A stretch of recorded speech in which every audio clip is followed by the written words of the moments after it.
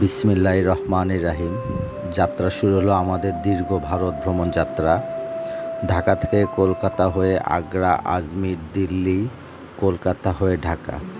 বুধবার রাত 11টায় পান্থপথ থেকে রয়্যাল কোচের বাসে করে আমরা রওনা দিলাম বেনাপোলের উদ্দেশ্যে। ভোর 5টায় এসে বর্ডারে পৌঁছলাম। 7টার সময় বর্ডারের আনুষ্ঠানিকতা সম্পন্ন করে আমরা পেট্রোপোল হয়ে আবার বাসে করে চলে আসলাম কলকাতায়। কলকাতা পৌঁছে আমরা উঠলাম ফায়ার সার্ভিসের পাশে হোটেল রাহাবারে।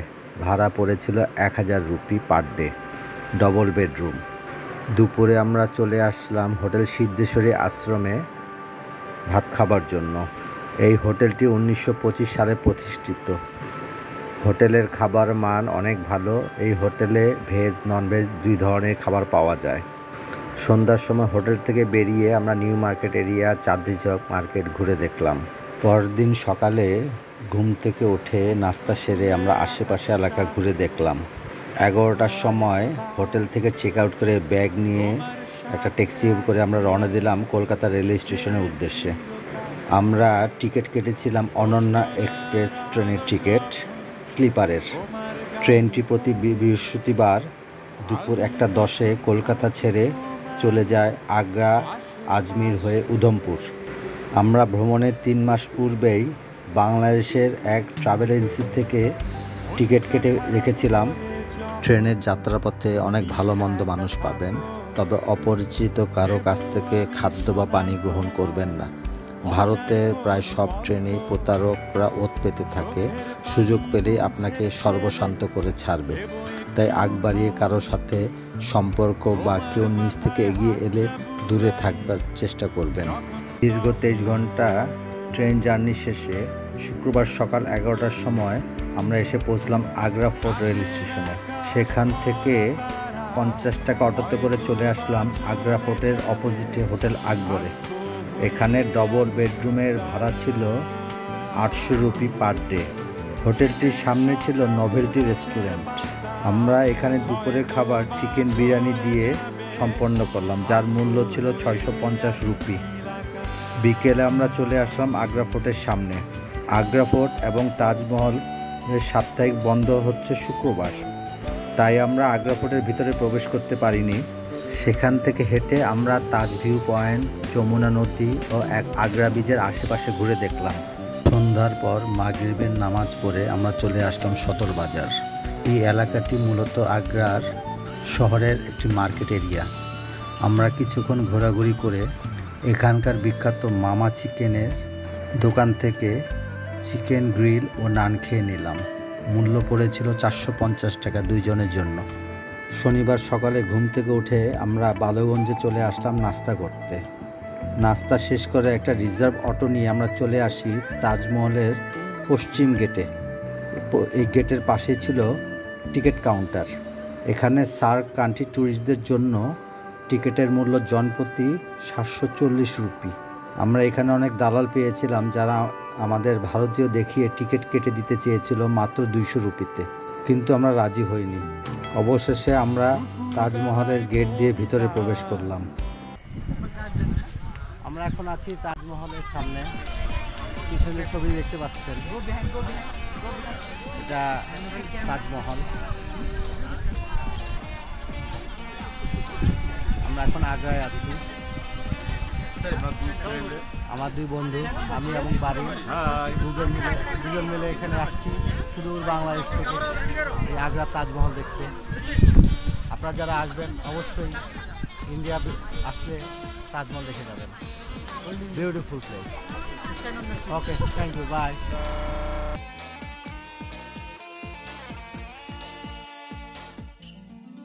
তাজমহলের সামনে দাঁড়িয়ে ফটোশ্যুট করে আমরা প্রবেশ করলাম এর অভ্যন্তরে। সম্রাট শাহজাহান ও মমতাজের এই কবরটি মূলত রেপ্লিকা স্মৃতিফলক। আসল কবরটি এই স্মৃতিফলক থেকে 30 ফুট নিচে অবস্থিত। তাজমহলের দেওয়ালে সুদক্ষ সুনিপুণ কারুকাজ ও আরবি হরফে লেখা দৃষ্টিনন্দন ক্যালিওগ্রাফি আপনাকে মুগ্ধ করবে।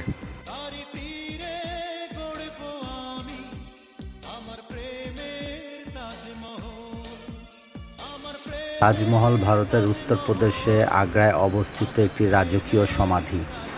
১৬৩১ খ্রিস্টাব্দে সম্রাট শাহজাহান তার দ্বিতীয় স্ত্রী মমতাজের মৃত্যুতে প্রচণ্ডভাবে শোকাহত হয়ে পড়েন। মমতাজ তখন তাদের চতুর্দশ কন্যা সন্তান গৌহর বেগমের জন্ম দিতে গিয়ে মৃত্যুবরণ করেছিলেন। তার স্মৃতির উদ্দেশ্যে এই অপূর্ব শহরটি নির্মাণ করা হয় যমুনা নদীর পাড়ে। তাজমহলের নির্মাণ কাজ মমতাজের মৃত্যুর পর শুরু হয়। মূল সমাধিটি সম্পূর্ণ হয় ১৬৪৮ খ্রিস্টাব্দে এবং চারদিকে ইমারত ও বাগান তৈরি করতে আরও ৫ বছর সময় লেগে যায়। সৌধটির নির্মাণ শুরু হয়েছিল ১৬৩২ খ্রিস্টাব্দে, যা সম্পূর্ণ হয়েছিল ১৬৫৩ খ্রিস্টাব্দে। তাজমহল বিশ্বের অপূর্ব সুন্দর স্মৃতিসৌধ ও মনোমুগ্ধকর নিদর্শন, ভালোবাসার অবিশ্বাস্য স্মরণীয় ভাস্কর্য, ইসলামিক স্থাপত্যের অপূর্ব নিদর্শন যা শান্তি ও সৌন্দর্যের প্রতীক। তাজমহল নির্মাণে তৎকালীন আনুমানিক ৩২ মিলিয়ন রুপি খরচ হয়েছিল বলে ধারণা করা হয়, যার নির্মাণ শৈলীতে পারস্য, তুরস্ক, ভারতীয় ও ইসলামী স্থাপত্য শিল্পের সম্মিলন ঘটানো হয়েছে। তাজমহল ১৯৮৩ সালে ইউনেস্কো বিশ্ব ঐতিহ্যবাহী স্থান হিসেবে তালিকাভুক্ত করা হয়, যাহা বিশ্বের ৭ম আশ্চর্যের অন্যতম। তাজমহলের নির্মাণ কাজ শেষ হতে না হতেই শাহজাহান তার পুত্র আওরঙ্গজেব দ্বারা ক্ষমতাচ্যুত ও আগ্রায় কেল্লায় গৃহবন্দী হন। কথিত আছে, জীবনের বাকি সময়টুকু শাহজাহান আগ্রার কেল্লার জানালা দিয়ে তাজমহলের দিকে স্থির দৃষ্টিতে তাকিয়ে কাটিয়েছিলেন। শাহজাহানের মৃত্যুর পর আওরঙ্গজেব তাকে তাজমহলে তার স্ত্রীর পাশে সমাহিত করেন। বর্তমানে তাজমহলে ২ থেকে ৩ মিলিয়ন পর্যটক আসে, যার মধ্যে ২ লক্ষ পর্যটক বিদেশি, যা একে ভারতের সবচেয়ে জনপ্রিয় পর্যটন কেন্দ্রে পরিণত করেছে। সবচেয়ে বেশি পর্যটক আসে ঠান্ডা মৌসুমে, অক্টোবর, নভেম্বর ও ফেব্রুয়ারি মাসে। মহলের পূর্ব দিকে একটি মসজিদ আছে। মসজিদটির প্রাথমিক নকশা শাহজাহানের তৈরি অন্যান্য ইমারতের মতোই। তাজমহলের প্রত্যেকটি নামাজ পড়ার জায়গার উপরে বিশাল গম্বুজ আছে, কিন্তু জায়গাটি খোলা। মসজিদের মেঝে ৫৬৯ জন মুসল্লি নামাজ পড়ার জন্য কালো পাথর দিয়ে দাগ কাটা আছে। বর্তমানে এটি জাদুঘর হিসেবে ব্যবহার করা হচ্ছে। তাজমহলের গেটের বাইরে অনেক ছোট দোকান রয়েছে, যেখান থেকে আমরা একটা ছোট শ্বেত পাথরের তাজমহলের রেপ্লিকা কিনে নিলাম। এরপর স্থানীয় একটি হোটেল থেকে আমরা দুপুরে খাবার খেয়ে হোটেল থেকে ব্যাগ নিয়ে আমরা চলে আসলাম আগ্রা ক্যান্টনমেন্ট রেলওয়ে স্টেশনে। আমাদের ট্রেন যাত্রার সময় ছিল বিকাল ৫টা ২০ মিনিটে। খাজুরাও উদয়পুর সিটি ট্রেনটি রাত ১২:৩০টার সময় আজমির স্টেশনে পৌঁছবে। সময় লাগবে ৭ ঘন্টার মতো। আনুমানিক রাত 12:30টায় আমরা আজমির স্টেশনে এসে পৌঁছলাম। সেখান থেকে অটোতে করে ১০০ রুপি দিয়ে চলে আসলাম পান্নি চক খাদেমের বাসায়। সকালে নাস্তা খেয়ে খাদেমের সাথে দেখা করে আমরা চলে আসলাম দরগা শরীফে। সুলতান উল হিন্দ খাজা বা মঈনুদ্দিন চিশতি ছিলেন একজন পারসিক সুন্নি মুসলিম প্রচারক, যিনি তার জীবনের ১৩ শতকের প্রথম দিকে ভারতীয় উপমহাদেশে বসতি স্থাপন করেন। ১১৪২ খ্রিস্টাব্দে তিনি জন্মগ্রহণ করেন এবং ১২৩৬ সালে তিনি পরলোক গমন করেন। তিনি গরিবের নওয়াজ নামেও পরিচিত। খাজা মঈনুদ্দিন চিশতি ছিলেন ভারতীয় উপমহাদেশের ইসলাম প্রচারে কিংবদন্তিতুল্য একজন ঐতিহাসিক সুফি ব্যক্তিত্ব। তিনি ভারতে আগমন করে মানুষকে ইসলামের দাওয়াত দেন এবং তারই মাধ্যমে বহু লোক ইসলাম ধর্ম গ্রহণ করেন। তার একনিষ্ঠ অনুসারী যেমন কুতুবউদ্দিন বখতিয়ার কাকি, বাবা ফরিদ, নিজামউদ্দিন আউলিয়া প্রমুখ ভারতের ইতিহাসে এই সুফি ধারাকে এক অনন্ত উচ্চতায় নিয়ে যান। তিনি ইরাকের বাগদাদে আব্দুল কাদের জিলানির সহচর্যে ৫৭ দিন অবস্থান করেন। তার জীবনে বর্ণিত আছে যে, এ সময় আব্দুল কাদের জিলানি তাকে উদ্দেশ্য করে বলেছিলেন, ইরাকের দায়িত্ব শায়েখ শিহাবুদ্দিন সোহরাওয়ার্দীকে আর হিন্দুস্তানের দায়িত্ব আপনাকে দেওয়া হলো। এরপর তিনি আরব হতে ইরাক, ইরান, আফগানিস্তান হয়ে প্রথমে লাহোর, পরে দিল্লি হয়ে আজমিরে বসতি স্থাপন করেন। এই দরগাতে সকল ধর্ম বর্ণের মানুষ এসে মাজার জিয়ারত করে। আজমিরের দরগা থেকে বের হয়ে আমরা রওনা দেই তারাগড় পাহাড়ের উদ্দেশ্যে। তারাগড় পাহাড়ে দরগায়ে আলিয়া হজরত মিরান সাইদ হোসেনের মাজার অবস্থিত। মাজারটি তারাগড় পাহাড়ের উপরে অবস্থিত আজমির শরীফের দরগা গেট থেকে যেতে সময় লাগে 1 ঘন্টা। পাহাড়ের আঁকা বাঁকা পথ পেরিয়ে আমরা পৌঁছে গেলাম হযরত মিরান সাইদ হোসেন এর মাজারে। যেহেতু মাজারটি তারাগড় পাহাড়ের উপরে অবস্থিত, এই পাহাড় থেকে আপনি সম্পূর্ণ আজমির শরীফের শহরটা দেখতে পারবেন। তারাগড় পাহাড়ে প্রায় ঘন্টাখানেক অবস্থান শেষে আমরা চলে আসি আয়নাসাগর লেক দেখতে। এখানে কিছুক্ষণ ঘোরাঘুরি করে আমরা চলে আসি খাদেমের বাসায়। দুপুরে ভাত খেয়ে আমরা বিকালে চলে আসি দরগার গেটে। এখানে এসে আমরা লাচ্ছি খেলাম, তারপর ব্যাগ গুছিয়ে রওনা দিলাম বাস স্ট্যান্ডে। আমরা সকালেই আজমির টু দিল্লির বাসের স্লিপার বাসের টিকিট কেটে রেখেছিলাম। স্লিপারের ভাড়া পড়েছে 400 রুপি, আর যারা বসে যাবে তাদের ভাড়া ছিল 250 রুপি। সময় লাগবে 7 ঘন্টার মতো দিল্লি পৌঁছতে। আমরা ভোর 5টায় এসে ওল্ড দিল্লি রেলওয়ে স্টেশনের সামনে নেমে এর পাশে আমাদের আগে থেকে অনলাইনে বুকিংকৃত হোটেলে উঠি। তারপর ফ্রেশ হয়ে হোটেল থেকে বের হয়ে নাস্তা খেয়ে সকাল 10টায় মেট্রোতে করে আমরা রওনা দিই নিজামুদ্দিন আউলিয়া দরগার উদ্দেশ্যে।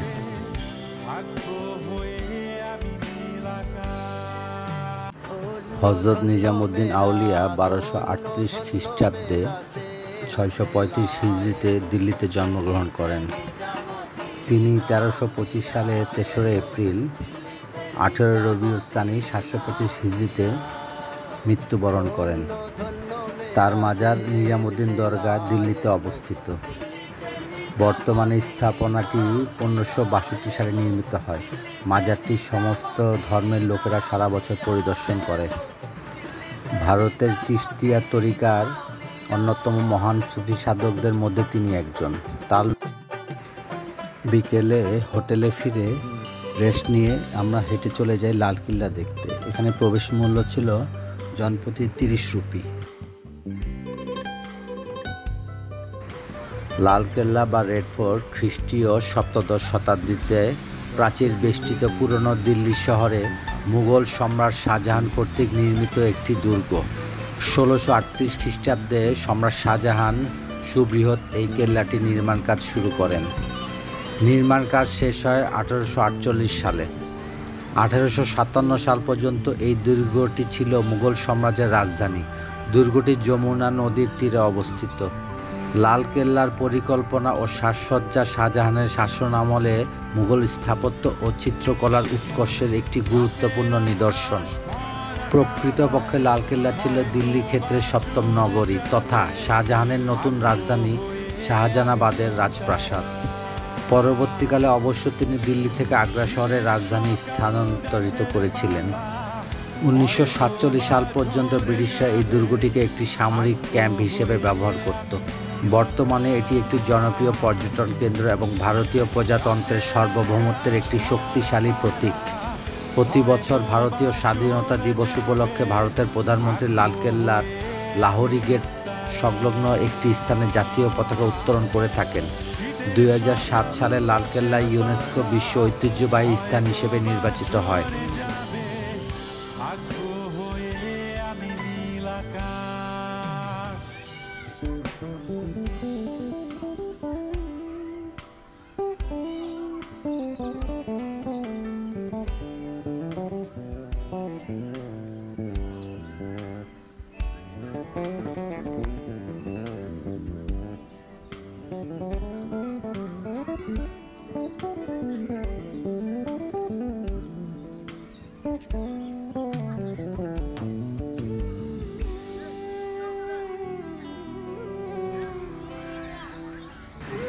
হামামের পশ্চিমে রয়েছে একটি মসজিদ, যাকে বলা হয় মতি মসজিদ।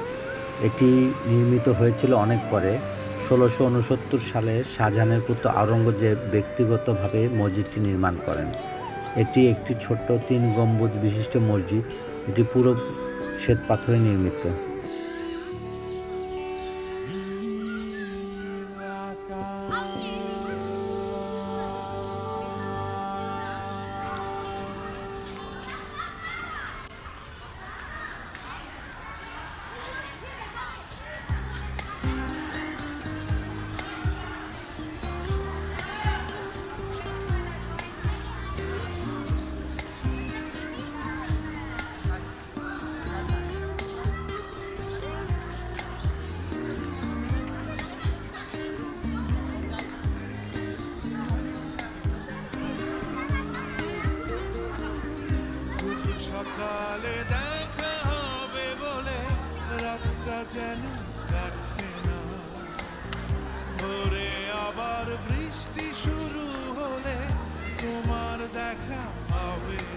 লালকেল্লার ভিতরে আছে দেওয়ান-ই-আম।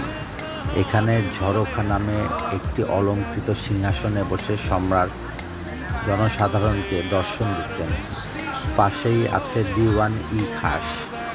এটা ছিল পুরোপুরি শ্বেত পাথরে মোড়া একটি কক্ষ। আরও আছে নজরি বেহিস্ত, প্রাসাদের সর্বদক্ষিণে অবস্থিত দুটি কক্ষ। এটা ছিল মহিলাদের বাসস্থান। ছোট কক্ষটির নাম ছিল মমতাজ মহল আর অপরটির নাম ছিল রংমহল।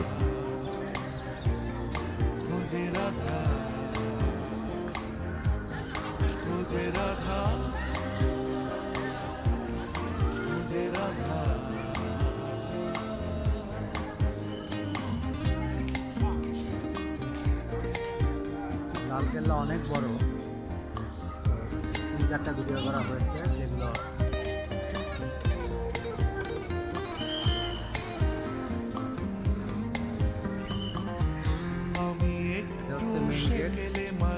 এখান দিয়ে আমরা ভিতরে সারাক্ষণ তাই তোমায় ভাবি, ল্যাপটপটা বন্ধ রেখে মেঘে খুঁজি তোমার ছবি।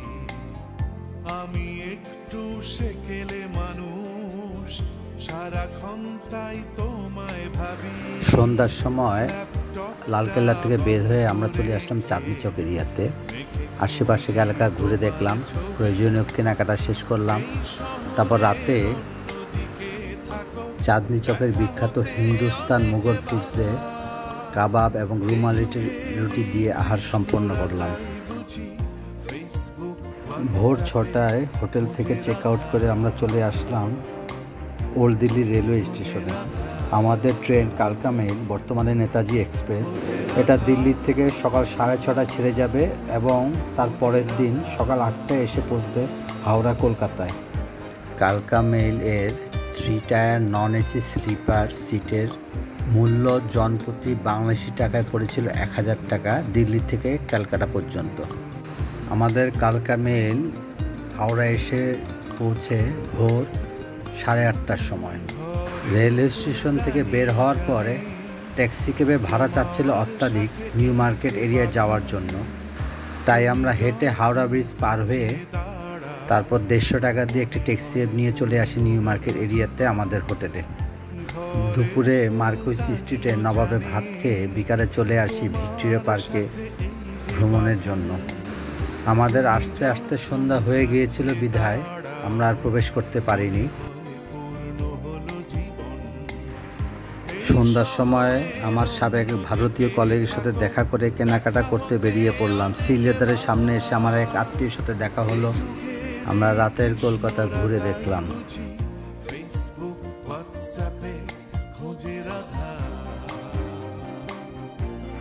সকালে ঘুম থেকে উঠে আমরা চলে আসলাম নিউ মার্কেট এরিয়াতে। এখানে নাস্তা সেরে প্রয়োজনীয় কিছু কেনাকাটা বাকি ছিল, সেগুলি শেষ করলাম। কলকাতার বেশিরভাগ দোকানপাটগুলো খুলে সকাল 10টার পরে। বেলা 1টার সময় আমরা দুপুরের খাবারের জন্য চলে আসলাম সিদ্ধেশ্বরী আশ্রম হোটেলটিতে। দুপুরের খাবার শেষ করে হোটেল থেকে ব্যাগ নিয়ে আমরা রওনা দিলাম এয়ারপোর্টের উদ্দেশ্যে। আমাদের ফ্লাইট ছিল বিকাল 3:20 কলকাতা থেকে ঢাকা। যথারীতি ইমিগ্রেশন কমপ্লিট করে আমরা বোর্ডিং পাস নিয়ে বিমানের জন্য অপেক্ষা করছিলাম। অবশেষে মহান আল্লাহ তাআলার রহমতে আমরা রওনা দিলাম ঢাকার উদ্দেশ্যে বিমানে করে। বিকাল 4টার সময় আমরা হযরত শাহজালাল ইন্টারন্যাশনাল এয়ারপোর্ট ঢাকায় অবতরণ করলাম। এখানে সমাপ্তি হলো আমাদের দীর্ঘ ভারত ভ্রমণ যাত্রা। ঢাকা থেকে কলকাতা হয়ে আগ্রা, আজমির, দিল্লি, কলকাতা, ঢাকা, এই দীর্ঘযাত্রায় আমরা ভারতে ছিলাম সর্বমোট 10 দিন। আমাদের দুইজনের আসা যাওয়া, গাড়ি ভাড়া, হোটেল খরচ, ট্রেন খরচ এবং আসার সময় কলকাতা হতে ঢাকার বিমান খরচ সহ সর্বমোট বাংলাদেশি টাকায় 37,000 টাকা খরচ হয়েছিল। অর্থাৎ জনপ্রতি 18,500 টাকায় আমরা এই সম্পূর্ণ ভ্রমণটা সম্পন্ন করেছিলাম।